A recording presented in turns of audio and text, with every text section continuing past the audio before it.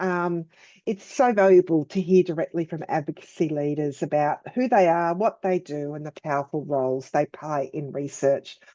A strong theme for me that came through was building partnerships doesn't start with project, it starts with relationships.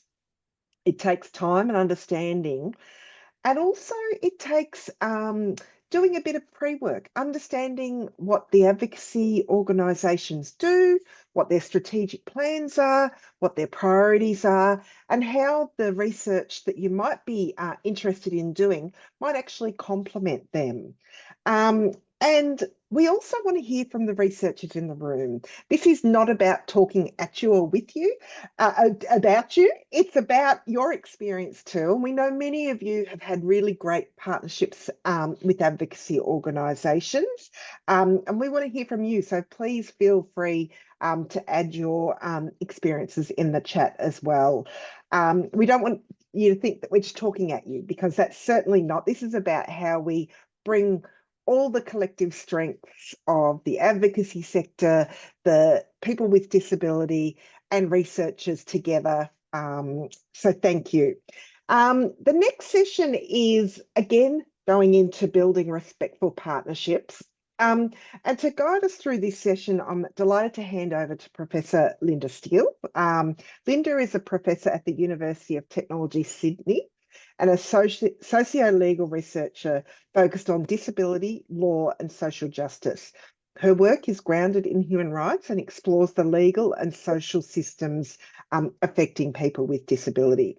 Linda will introduce our speakers and lead us through this conversation on how to build those collaborative reciprocal partnerships. So over to you, Linda. Thanks, Mary.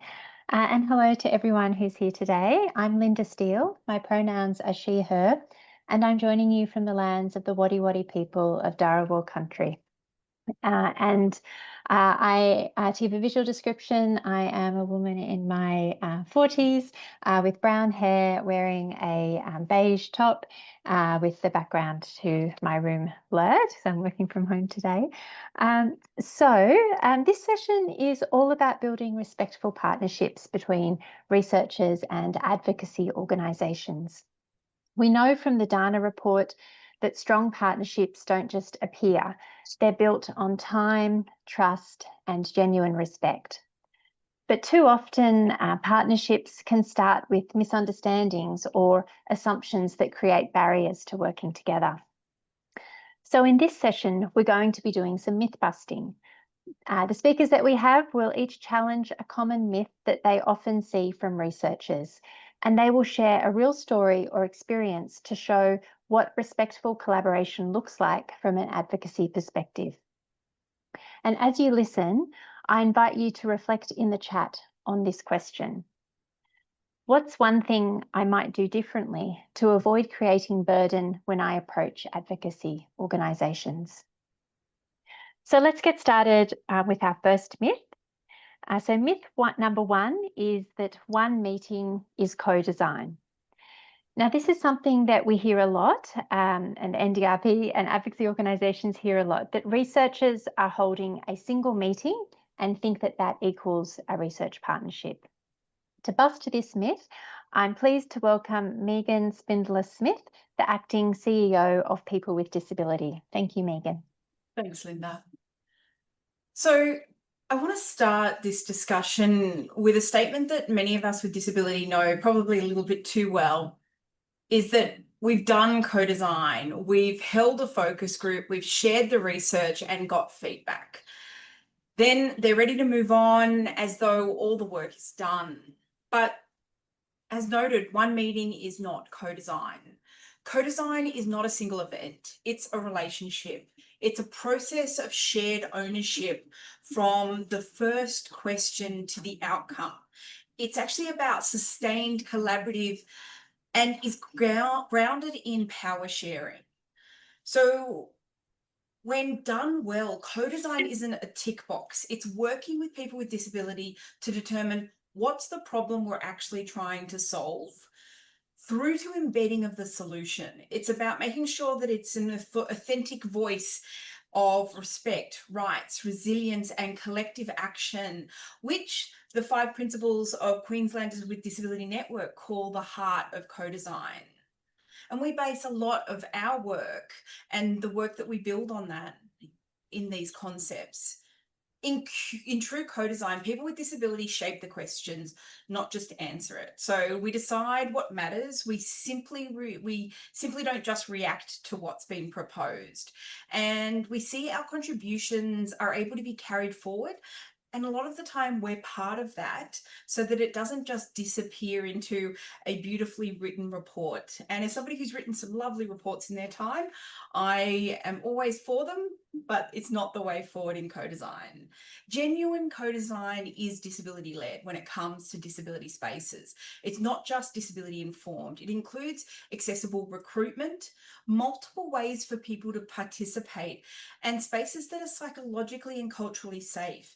It makes sure that the most marginalised within our cohort are a first step.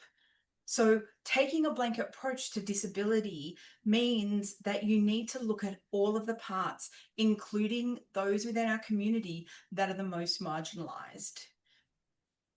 It is iterative and accountable. It pauses for a moment to reflect and actually allows for co-sense making or sense making together and refining until what's created truly works for us, but doesn't just look good on paper.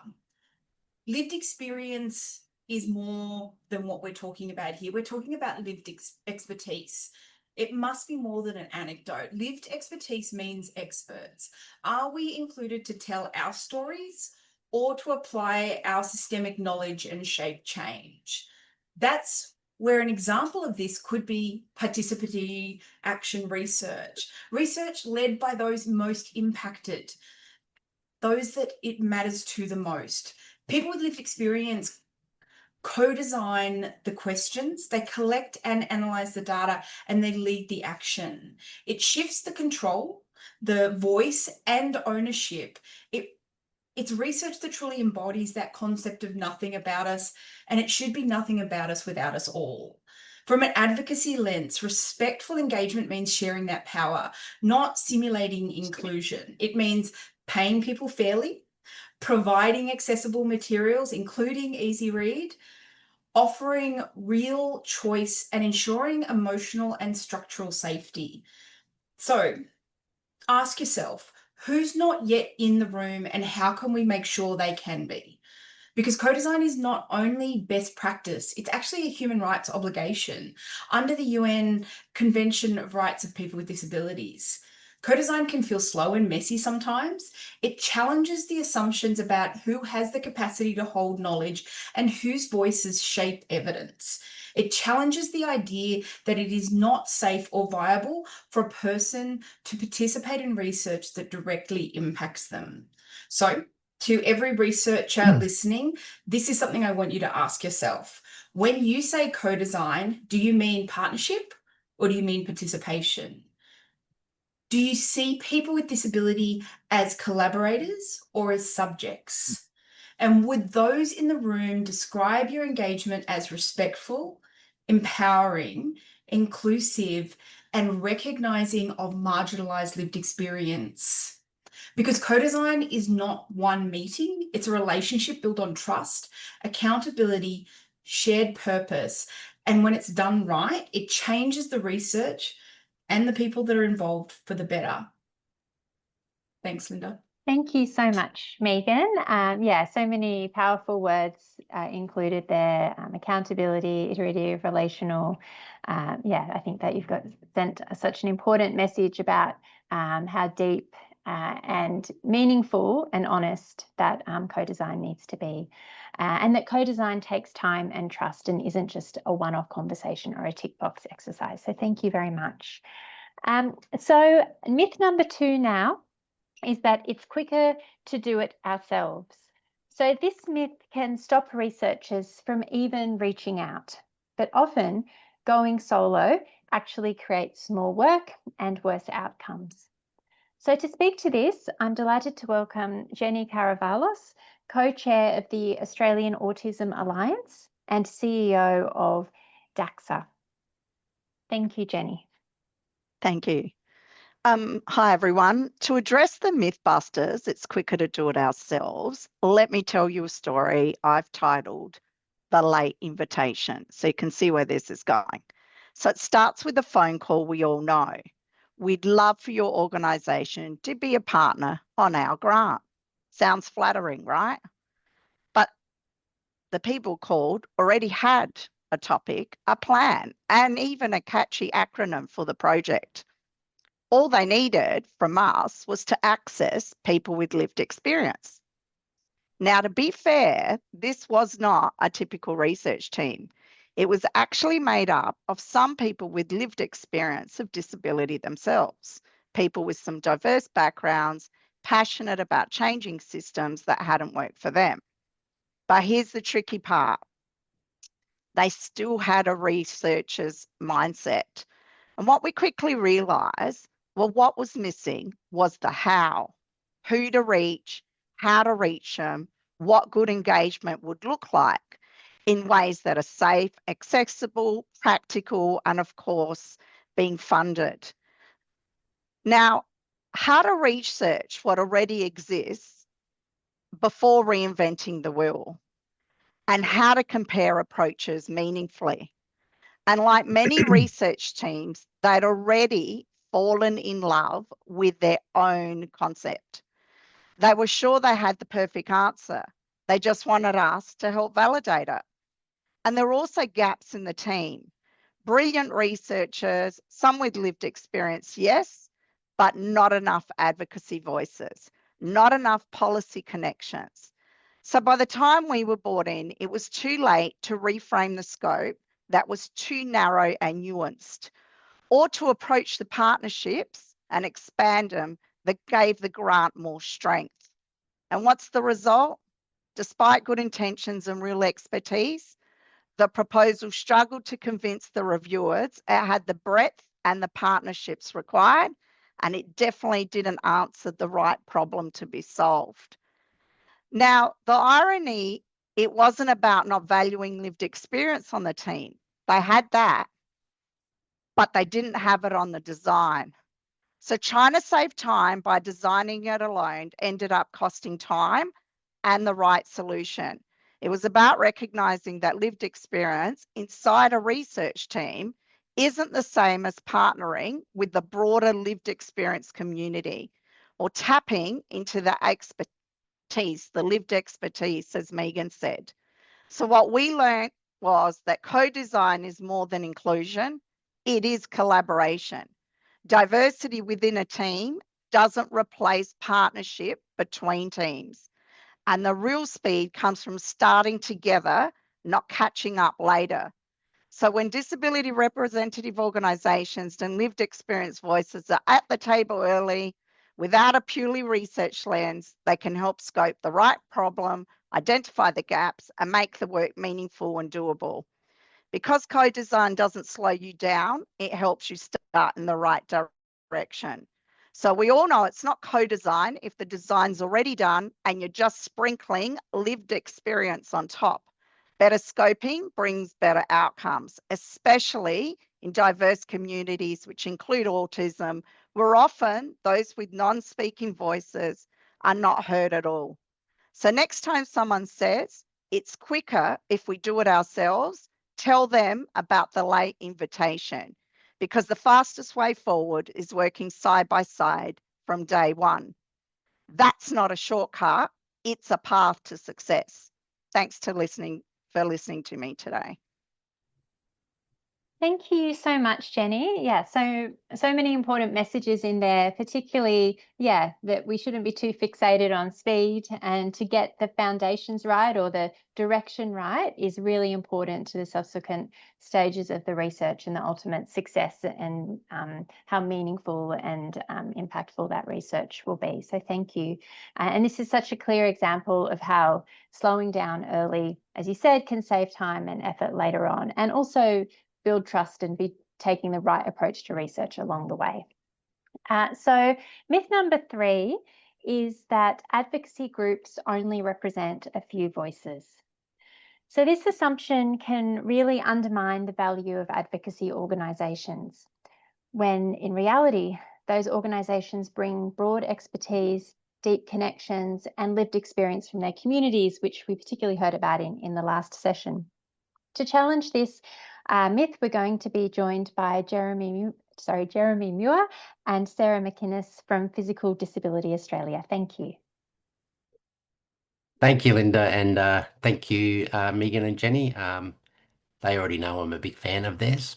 So yes, our myth is to disapprove the unhelpful myth that advocacy groups like ours only represent a small number of voices. So this is simply not the case. PDA doesn't just represent people who perhaps use a wheelchair or a mobility device.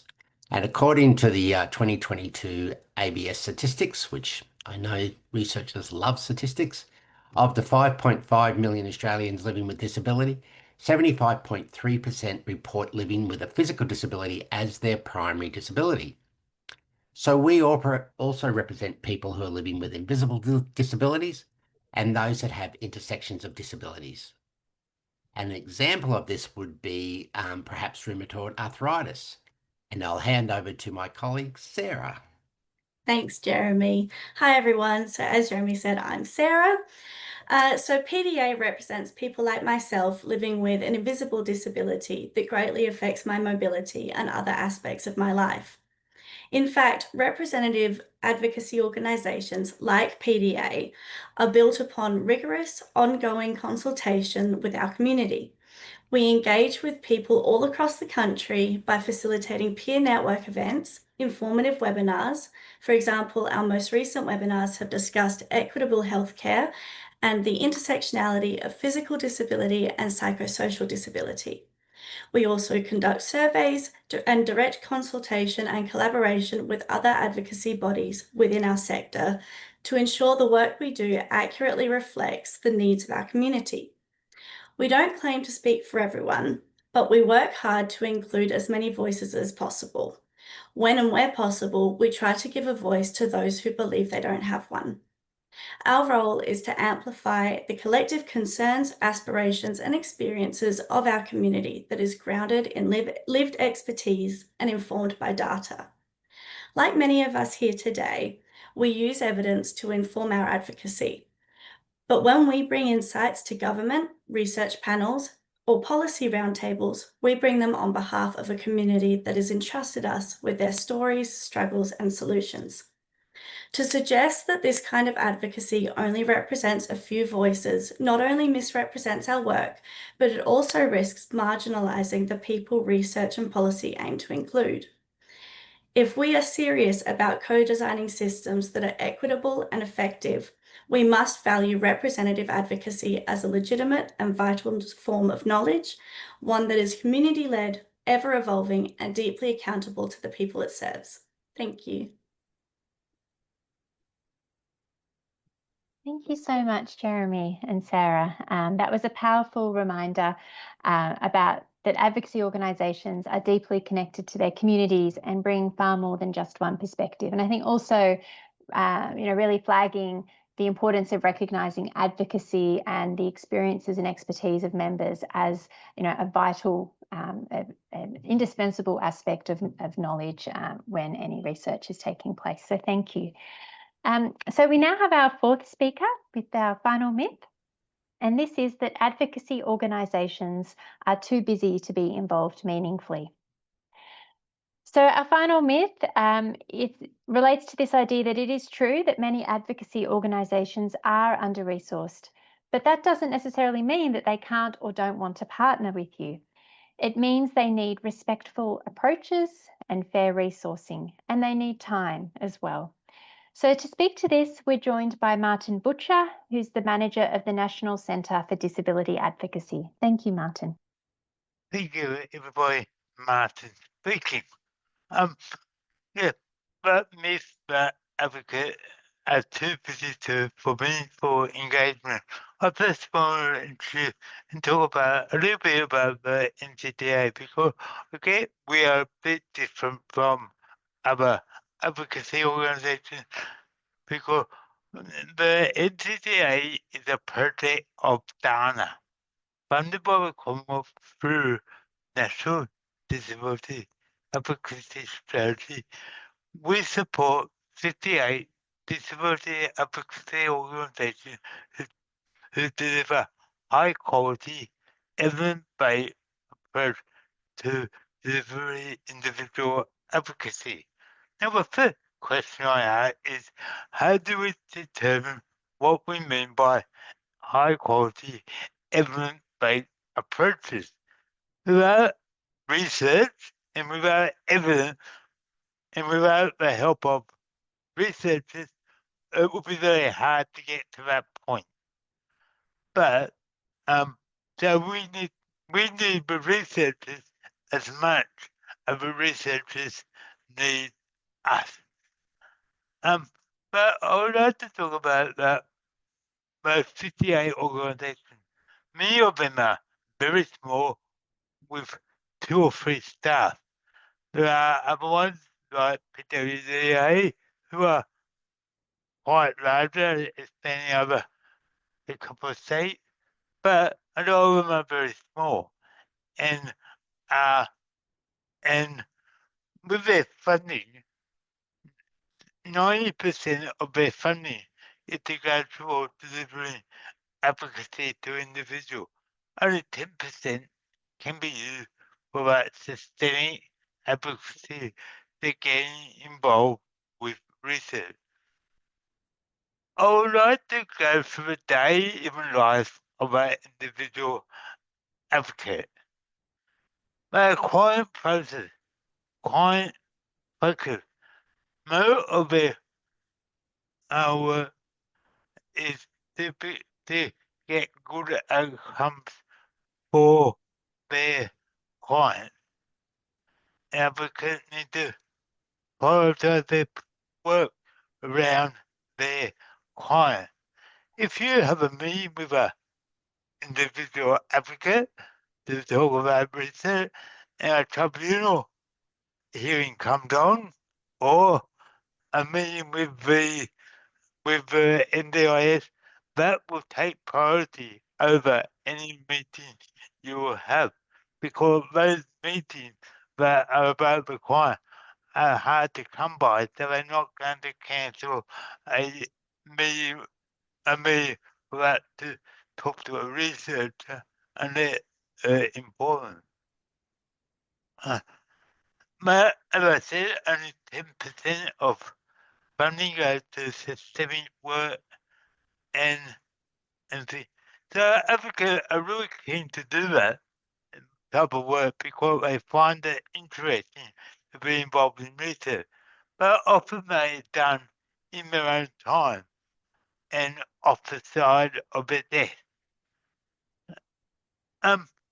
Advocates are issue-based, so therefore they work with a client on one issue. When that issue is resolved, they will close that issue, close the client file, and move on to the next file. They don't have a great deal of client who they work ongoing with. So when it comes to getting a case study, people will say, "Oh, we are doing research. Can you give us case studies on on the issue?" Okay, and the advocate will say, "Well, we don't have remote case study." Advocates are great at working with people and doing their work with people, but ask them to provide data, do a case study, or something like that. They're not that keen on it because their focus are on individual. As already mentioned today, client confidentiality, advocates take client confidentiality very seriously. They are not going to disclose their work with their client or case studies very well. Even to say, oh, can you give a case study that is identifiable, and that they still see that there's a danger that people will be identified or information are there. So I get understanding that these are the barriers that advocates face in being involved in research. But let's see how we can work with advocates to get good outcomes for both the work of the advocate and your research. Are you there, Melissa? Oh, Be- hello. be- Sorry, if Amanda, if you could just mute your turn off your audio, please. Thank you. Sorry about that. So how we can have meaningful engagement with advocates? Be clear, know what information you need, and be be engaging with the advocate around working out exactly what information you may need and what information an advocate are able to provide. Need time. Be realistic about what data you need and provide the resources to enable the advocate to put time aside to be able to do that. So the myth is advocates are too busy to engage. The reality is they won't engage if they have the resources and the knowledge to be able to do that. Thank you.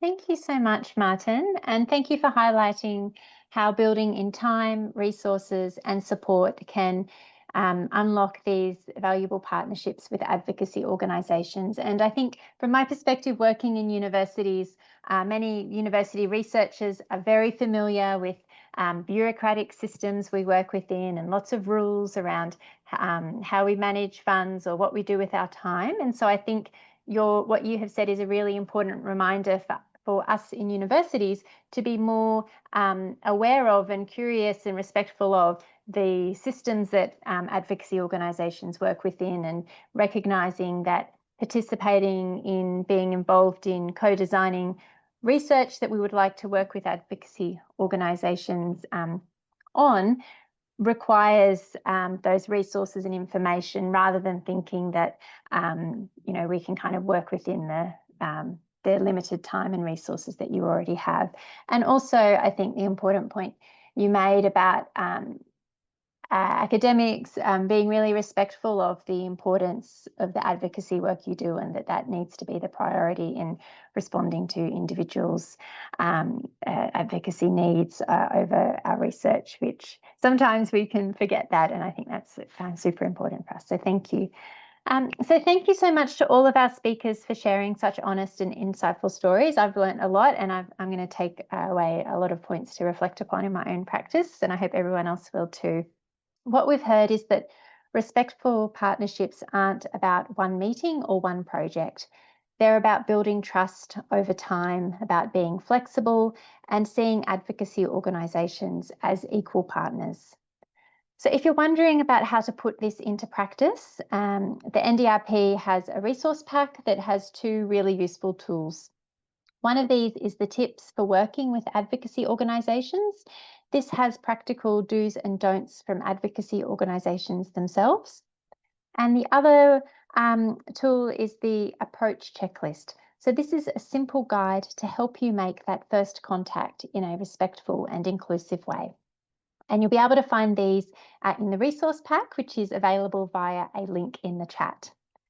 And so just a reminder that when we started this session, I encouraged you to reflect upon a question and write your response in the chat. So now I encourage you to share in the chat, what's one thing you might do differently to avoid creating burden in your next partnership?